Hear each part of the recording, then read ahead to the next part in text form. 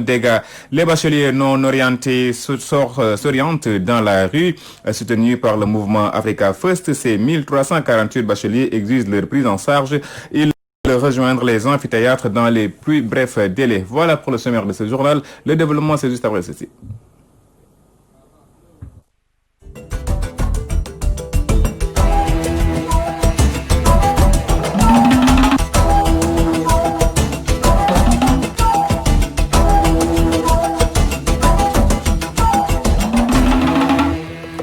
Merci de nous accueillir chez vous. Je vous le disais au sommaire de l'édition, les conditions de détention au Sénégal sont exécrables et le collectif des anciens détenus et familles de détenus s'en désole.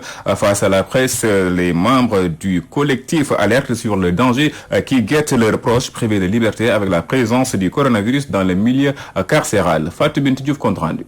Bavures policières, torture, violence, témoignages glaçants d'ex-détenus et familles de détenus sur la vie en milieu carcéral.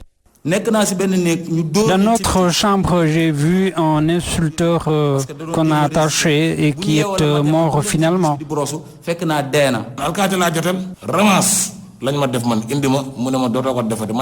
Moi, j'ai eu un problème avec le policier et après, on m'a mis en prison sur un faux procès verbal. Il m'a collé un motif qui n'a rien à voir avec notre différend.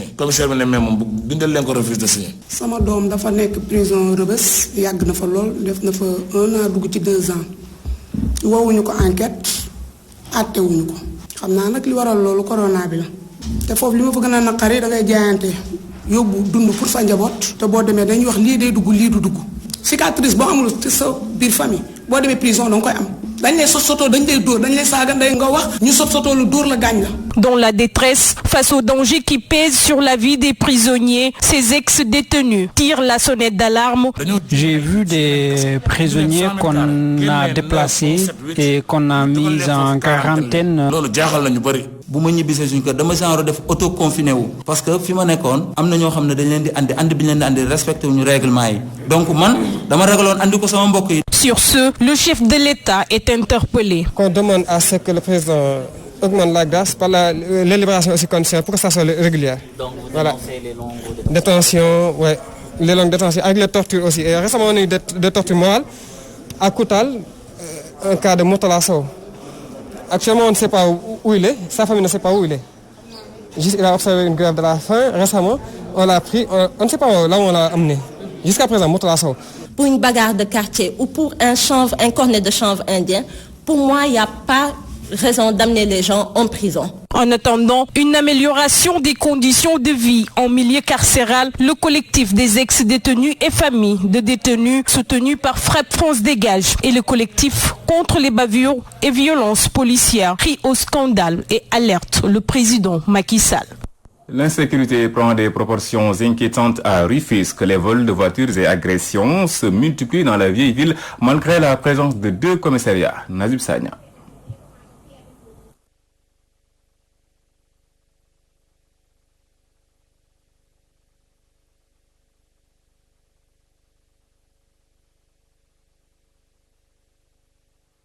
L'insécurité gagne de plus en plus la ville de Rufisque malgré la présence de 2 commissariats. En effet, 4 véhicules ont été volés dans la commune de Rufisque. Les voleurs, dont on ne sait pas s'ils sont armés ou pas, ont une méthode très géniale. Ils attendent que les chauffeurs, dont la plupart disposent de taxis clando, regagnent leur garage pour les voler. Souvent, les vols sont commis sur des lieux pourtant bien gardés par un vigile. Malgré les nombreuses plaintes, la police de Rufisque, qui pourtant dispose maintenant de 2 commissariats, n'a pu rien faire. Les chauffeurs s'inquiètent. À cela s'ajoutent les différents vols et agressions, dont celui du directeur de publication de la Grande Place, dont les auteurs identifiés se pavanent librement dans la ville. L'insécurité revient au moment où le nombre de policiers a augmenté. Un paradoxe que décrit les populations de Rufisque. Rufisque n'est pas la télévision fédérale. L'élection Kaolack avec les habitants du quartier Cité Millionnaire qui se sentent en danger. Un poteau électrique a pour la 4e fois électrocuté un animal, craignant pour la sécurité de leurs enfants. Les habitants du quartier interpellent les autorités en charge de l'électricité. Quelques réactions avec Al-Hassan Ba. Bon, ce qui s'est passé, je le vois au même temps que vous. Ce que j'ai vu, il y a eu une vache qui a été tuée, il a été circuité par le courant. S'il faut attendre jusqu'à ce qu'il y ait un cadavre pour intervenir, je crois que ce n'est plus sa raison d'être. Combien de fois il y a eu ces incidents-là? Combien de fois les agents de la Sénélec m'ont trouvé ici? Un cas s'est présenté, il y a eu mort d'animal. Ils n'ont qu'à prendre leurs dispositions. En tout cas, nous, on va écrire, parce que ils n'ont qu'à prendre leurs dispositions. Voyez l'eau qui traîne ici, là. Est-ce que vous croyez que cela, cette salubrité-là va nous épargner, nous, et même s'il n'y avait pas cet accident-là, mais ce que nous vivons là.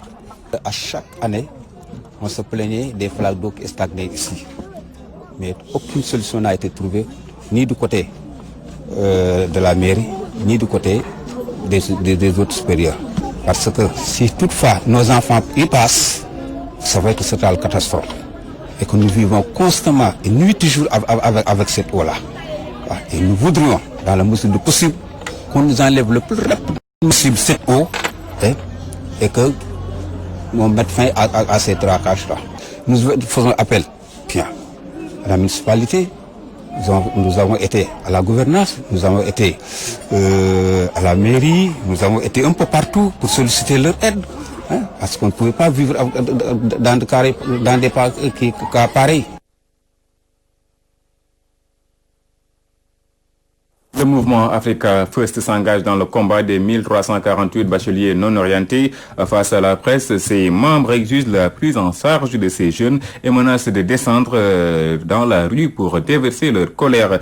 Écoutons à ce propos Papa Nala Ndiaye, coordinateur du mouvement Africa First, qui est interrogé par Moussa Sen.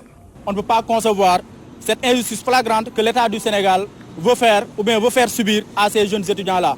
Alors, comme vous le savez, ils sont au nombre de 1348 nouveaux bacheliers de l'année académique 2019 qui ne sont pas encore orientés par l'État du Sénégal, alors qu'en ce moment même, l'État qui était censé garantir la liberté, la sécurité et assurer le droit de ces individus-là puisse violer ces derniers. Raison pour laquelle notre mouvement Africa First s'est engagé pour apporter notre soutien à ces jeunes étudiants. C'est dans ce contexte qu'on interpelle directement le ministre de l'Enseignement supérieur, à savoir M. Cheikh Oumarane, de prendre au sérieux ce dossier.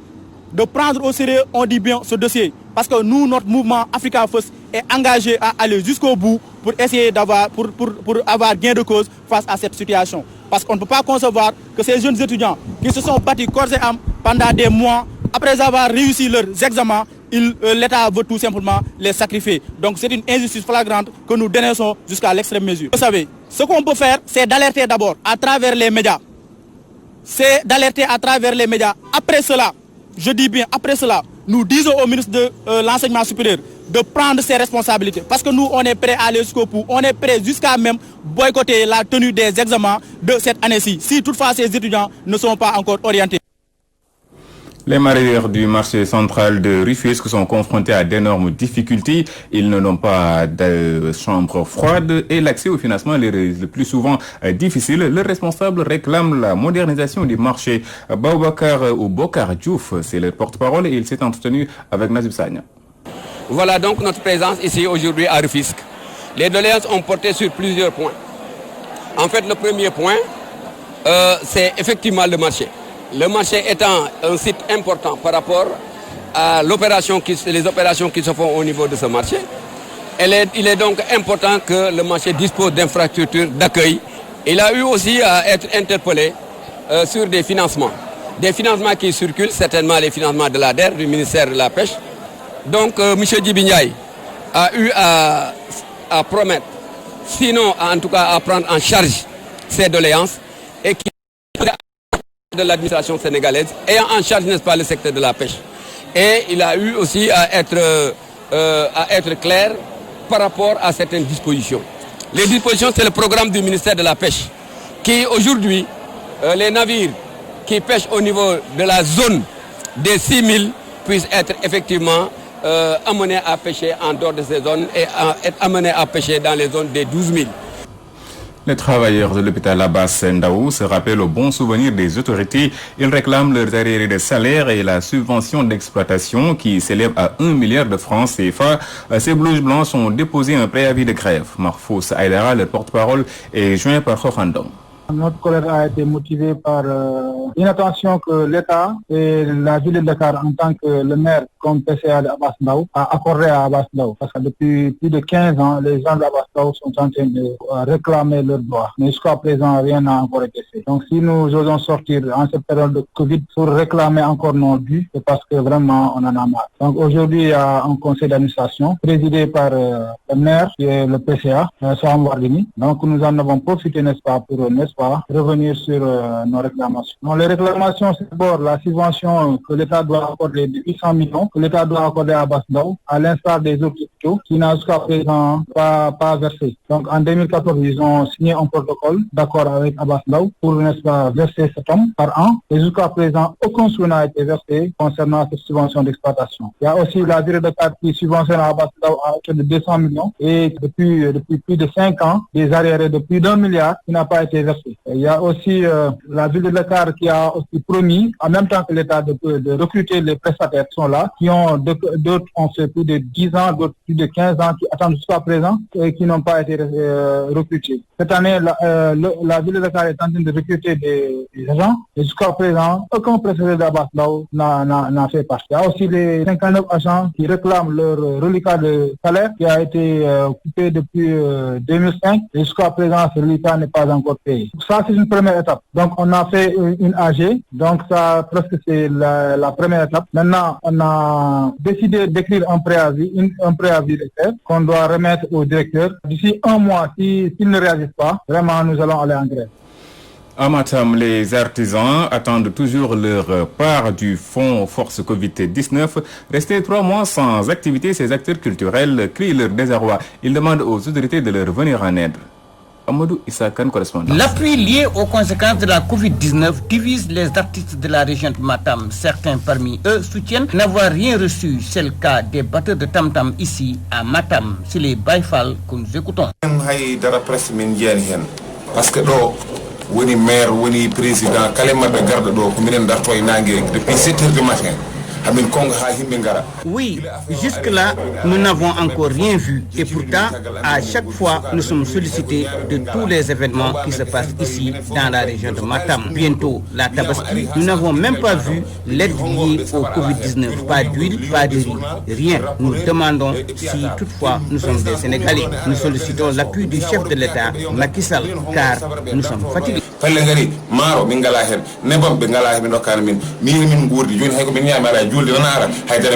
Même son de cloche pour Nangombaï qui lance un cri de cœur aux autorités.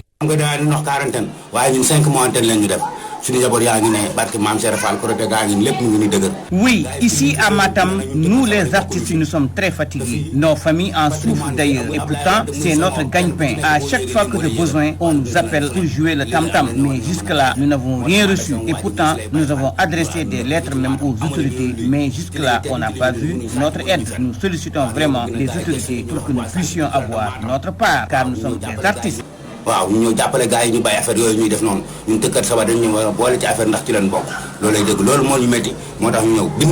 Les artistes disent avoir même adressé des correspondances aux autorités afin que leurs doléances soient définitivement réglées. En attendant, ils vivent leur mal en patience. Walfadjri Radio TV, Matam, Amadou Issakan. Les membres du gouvernement ont jusqu'au mois d'août pour faire leur déclaration de patrimoine, un ultimatum donné par le chef de l'État. Si certains Sénégalais approuvent, d'autres parlent de simples déclarations politiciennes. Mamou Diaby Gassama, reportage. Les ministres doivent faire leur déclaration patrimoine avant fin août. Telle est la décision du chef de l'État Macky Sall. D'après certains citoyens, cette annonce n'est que du maquillage. Le chef de l'État veut noyer les problèmes soulevés ces derniers jours, raison pour laquelle il a parlé de déclaration de patrimoine. C'est juste de la politique politicienne. Actuellement, les Sénégalais sont conscients des faits qui se passent dans ce pays. Ils devraient se prononcer sur les grèves répétitives de la justice et mettre en rail ceux qui ont fauté. Si la personne a déjà détourné de l'argent du contribuable et qu'on lui demande de faire une déclaration de patrimoine, elle ne révélera jamais tous ses biens. Nous constatons une impunité de ceux qui soutiennent le parti au pouvoir. D'autres parlent de lenteur. Le chef de l'État devrait exiger la déclaration de patrimoine des ministres depuis belle lurette. Avant d'être nommé, la personne doit déclarer ses biens, c'est ce qui est recommandable. J'ai la certitude qu'il y aura de la suite concernant cette décision. Et Macky Sall doit soutenir et aider la population pour lutter contre l'injustice. Les Sénégalais invitent le gouvernement du Sénégal. J'invite les autorités étatiques à travailler pour le peuple. Nous avons eu confiance en eux, c'est pourquoi on les a élus. Si le peuple n'a plus confiance en eux, ils n'ont qu'à démissionner. Le gouvernement doit régler tous les problèmes que confrontent les citoyens. Si certains trouvent importante la déclaration de patrimoine des ministres, d'autres en revanche attendent beaucoup plus de rigueur auprès des autorités étatiques. La saison des pluies est une période de vache grasse pour les laveurs de voitures. Leurs chiffres d'affaires connaissent une hausse depuis la tombée des premières pluies, mais les pénuries d'eau à Dakar risquent de tout gâcher. Serigne Gueye. Lavage de véhicules, une activité qui marche bien en cette saison de pluie. Pour beaucoup de jeunes, c'est une alternative au chômage, surtout en cette période de l'année. Après la pluie, on se frotte bien les mains, car il y a plus de véhicules à laver. Mamadou avoue que depuis la première pluie tombée sur Dakar, ses recettes journalières ont augmenté. Chaque jour, il m'arrive de faire des recettes de 5 000 à 6 000 francs depuis la première pluie. Mais toutefois, les pénuries d'eau notées ces temps-ci leur causent d'énormes difficultés. La pénurie d'eau, c'est notre seul handicap. C'est l'eau qui fait défaut parfois. On achète de l'eau chez les charretiers et c'est une dépense supplémentaire. Si la pluie agace beaucoup de Dakarois qui ont du mal à se déplacer à cause des flaques d'eau, il en est autrement avec les laveurs de véhicules. Pour ces derniers, saison de pluie rime avec bonnes affaires. Situation épidémiologique au Sénégal, 112 nouveaux cas de Covid-19 enregistrés ce jeudi, parmi lesquels 84 contacts suivis et 28 cas issus de la contamination communautaire. 3 nouveaux décès ont aussi été confirmés. À ce jour, 8481 cas ont été déclarés positifs depuis le début de la pandémie, dont 5735 guéris, 156 décédés et 2589 patients qui sont encore sous traitement. Et nous en venons à l'actualité internationale qui est signée Mélanie Aminata Sambou.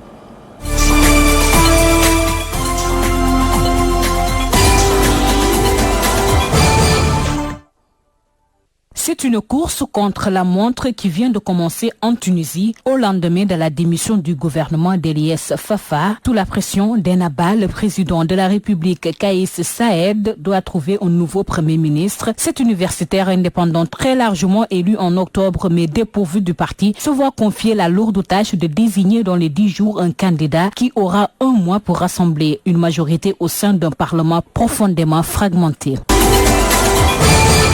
Alors que la Cour suprême iranienne a confirmé la condamnation à mort de 3 jeunes pour leur participation aux manifestations de novembre 2019, le hashtag n'exécutez pas a été largement diffusé sur les réseaux sociaux. Dans une lettre ouverte, plus de 100 personnalités de la société civile, professeurs d'université, écrivains, artistes ont demandé l'annulation de ces verdicts en insistant sur le fait que ces 3 jeunes n'ont rien fait de plus que réclamer leurs droits fondamentaux. Elles dénoncent aussi la répression contre la population déjà étouffée par la dégradation de la situation économique et appelle la communauté et les personnalités à se dresser contre ces sentences.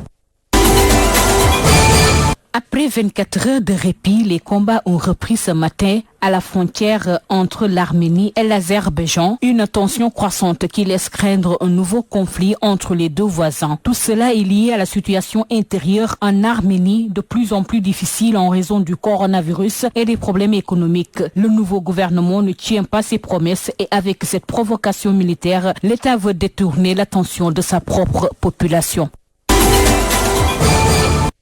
Un essai préliminaire chez l'homme du vaccin expérimental contre le Covid-19 de la firme allemande Biotech a été autorisé par la Chine. Le vaccin potentiel est l'un des 2 candidats les plus avancés sur lesquels Biotech travaille avec son partenaire Pfizer. Ils ont reçu cette semaine le statut de Fast Track de la Food and Drug Administration américaine qui vise à accélérer le processus d'examen réglementaire. Selon le partenaire local de Biotech, Shanghai Fosun Pharmaceutical, une unité de recherche devait lancer un essai clinique de phase 1 du vaccin. L'entreprise pharmaceutique est autorisée à développer et à commercialiser en exclusivité les vaccins contre le Covid-19. Ce vaccin fait partie des 23 candidats au moins testés sur des humains.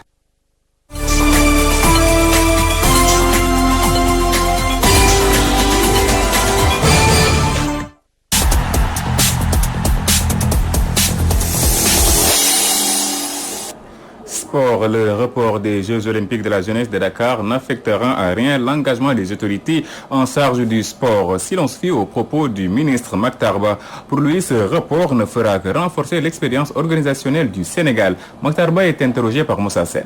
Du report des Jeux Olympiques à 2026. C'est donc d'un commun accord, à l'amiable et en toute connaissance de cause, que le gouvernement du Sénégal et le comité olympique, comité international olympique, ont décidé de reporter à 2026 les Jeux olympiques de la jeunesse de Dakar.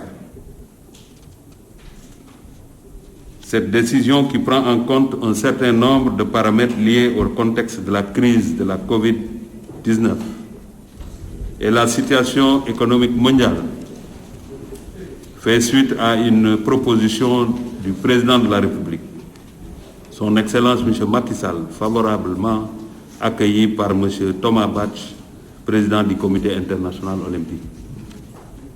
Cette proposition du président de la République, il est important de le souligner, a été formulée en toute responsabilité et quasiment dans les mêmes formes et dans les mêmes conditions que lorsqu'il s'est agi de présenter la candidature du Sénégal pour l'organisation des Jeux Olympiques de la jeunesse Dakar 2022. Plusieurs faits majeurs ont renforcé et éclairé l'agenda des Jeux Olympiques de la jeunesse Dakar 2022, notamment la collaboration opportune entre les comités d'organisation des Jeux Olympiques de la jeunesse de Dakar 2022 et Paris 2024. M. Macky Sall et le président Thomas Bach, président du Comité international olympique, vont s'ajouter d'autres conquêtes qui feront des Jeux Olympiques de Dakar 2026 une réussite qui restera dans les mémoires, pour reprendre la belle phrase, la belle formule du président de la République. Tous les éléments liés à ce report ont été passés en revue, notamment la crise de la Covid-19, qui a entraîné le report des Jeux Olympiques de Tokyo à 2021 et des grandes compétitions internationales. Le report permettra à notre pays, selon les termes même du communiqué conjoint, de poursuivre les excellents préparatifs menés avec l'appui du CIO et des fédérations internationales. Et ce sont ces propos du ministre des Sports, Makhtar Ba, qui mettent un terme à ce rendez-vous d'information. Merci de l'avoir suivi. Passez d'excellents moments en compagnie de nos programmes. Bonsoir à toutes et à tous.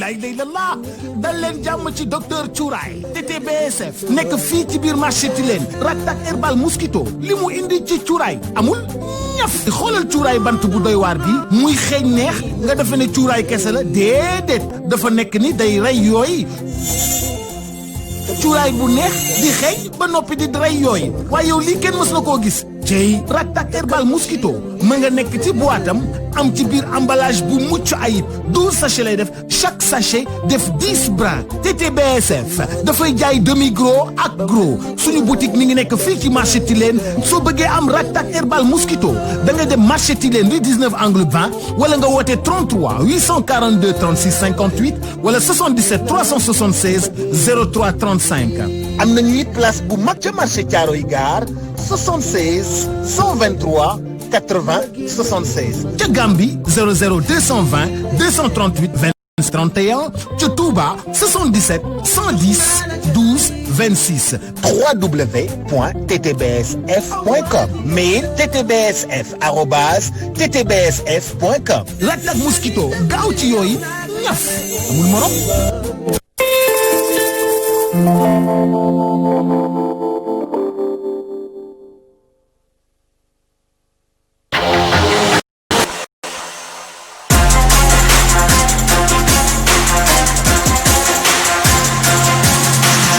Walfadjri.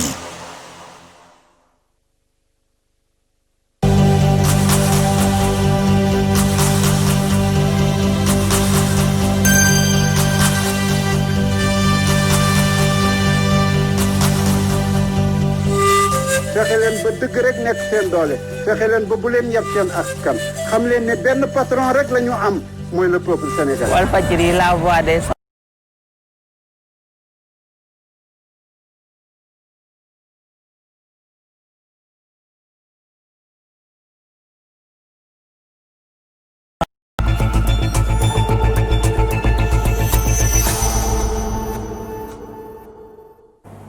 Merci à Hassan Gueye pour le journal de 20h. Mesdames et messieurs, bonsoir et bienvenue dans la 4e et dernière partie de votre magazine, l'édition du soir.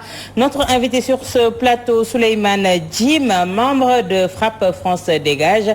Mais avec moi sur ce plateau également, Aïcha Diakhaté. Aïcha, bonsoir. Bonsoir à Diop Ndiaye. Bonsoir également à notre invité, Monsieur Djim. Bonsoir aux chers téléspectateurs. Bonsoir à vous. Bonsoir à vous. Voilà, membre de Frappe France Dégage à l'assaut de la rue, la société civile dès demain vendredi. Est-ce qu'on peut savoir aujourd'hui pourquoi vous avez décidé d'envahir les artères de la capitale? Ce qu'il faut savoir, c'est que premièrement, cette manifestation est organisée par 3 collectifs. Madame Arlou Nubok, qui était née pour dénoncer les problèmes de la gestion, c'est-à-dire de la mauvaise gestion de nos ressources naturelles. Nyolank, qui est né également pour lutter contre la hausse du prix de l'électricité. Mais aujourd'hui, on a Doina.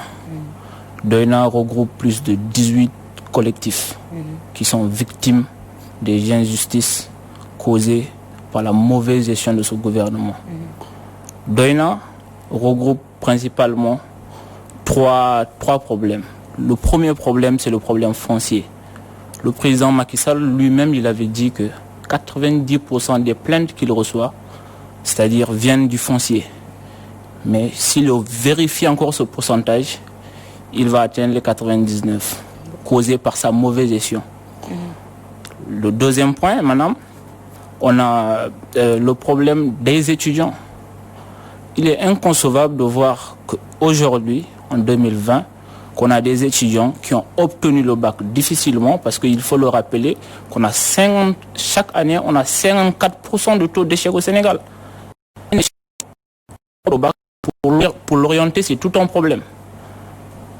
Toujours dans la couche des étudiants, on a des étudiants de l'UVS que l'État avait promis des bourses, mais jusqu'à là, on ne met pas à leur disposition des bourses. Et également, on les exige, c'est-à-dire il y a encore une 4e couche d'étudiants, madame, c'est ceux qu'on a orientés dans le privé. Ceux-là, on les octroie pas des bourses, on les dit qu'il faut avoir une moyenne de 14. Tout en n'oubliant pas les conditions dans lesquelles on les met. L'État doit à ces écoles privées. On ne paye pas ces écoles privées, ces étudiants sont toujours dehors, ils ne sont jamais en classe. Comment on peut demander à ces étudiants-là d'avoir une moyenne de 14 pour obtenir une bourse? Cela veut tout simplement dire que on ne vous donne pas la bourse. Et tant que l'État ne règle pas le problème de ces écoles privées, ces étudiants seront toujours dehors et ne seront jamais en classe. ce qui veut dire qu'ils n'auront pas de bourse. Avant de donner la parole à Aïcha, est-ce que vous jugez opportune la tenue de cette manifestation vu le contexte avec la Covid-19? Bien évidemment, parce que tous nous remarquons que depuis que le Covid-19 a commencé, les populations se sont réunies, c'est-à-dire pour former une union autour de la gestion du Covid-19. Mais tout ce qu'on a pu constater jusqu'à maintenant, c'est une gestion scandaleuse du président Macky Sall et son équipe. Ça, il faut le dire. Parce que les gens se sont réunis autour de ce collectif-là pour pouvoir lutter contre la pandémie. Mais on a vu, toutes les gestions sont catastrophiques. Et c'est pendant la pandémie qu'il y a eu même plus de catastrophes. Parce qu'on ne peut pas concevoir que là, on est dans une crise sanitaire. Macky Sall pense que nous sommes maintenant dans une crise alimentaire. Il distribue le riz. Ce n'était pas l'objectif. L'objectif, c'est de mettre les centres qui nous permettent de tester en quantité et en qualité. Mais maintenant, confier la gestion du Covid à l'Institut Pasteur, seul à l'Institut Pasteur, on a d'autres ici laboratoires qui sont capables de faire face et tester massivement pour gérer facilement cette pandémie. Mais on a remarqué que tout ce qu'ils ont pris comme mesure est scandaleux et il y a des scandales qui se multiplient pendant cette pandémie. Pour revenir à votre question, le ministre de l'Intérieur, la semaine passée, a publié un communiqué en disant que tout revient à la normale. Tout revient à la normale. Les manifestations peuvent être faites à condition, madame, de respecter les gestes barrières. La jurisprudence me permet de rappeler que la semaine passée, le maire de Pikine a organisé une manifestation de 15h à 20h. Force était de constater que ce dernier n'a pas respecté les gestes barrières. Et également, je vous donne un autre cas. Le frère George Floyd. Il y a eu une marche organisée pour soutenir la cause ici, au niveau de la Corniche. On était en pleine pandémie, pendant la période du couvre-feu. Ils n'ont même pas eu, c'est-à-dire il n'y a même pas eu une demande, il n'y a même pas eu, madame, une lettre d'information, ils n'ont pas eu d'autorisation de manifester, mais ces derniers ont manifesté, ont été accompagnés. Et force était de constater qu'il y avait beaucoup de gens du pouvoir qui étaient lors de cette manifestation. Maintenant, comment se poser la question si cette manifestation doit ou doit pas se faire? Ce qu'il faut savoir, c'est une chose. Le droit de manifester est garanti par l'article 8 de la Constitution. Nous avons déposé une lettre d'information parce que c'est pas on ne demande pas une autorisation, mais on a déposé une lettre d'information, ça fait 2 semaines de cela. Donc on l'a déposé. Je pense que nous avons respecté toutes les procédures qu'il faut pour pouvoir manifester demain. Et il n'y a que 2 choses qui peuvent faire que, madame, le préfet de Dakar interdise cette marche. Madame, premièrement, c'est le sous-effectif des forces de l'ordre. Deuxièmement, madame, c'est le risque de trouble à l'ordre public. On a constaté qu'il y a eu plusieurs marches et toutes les marches non interdites, il n'y a jamais eu de trouble, il n'y a jamais eu de débordement.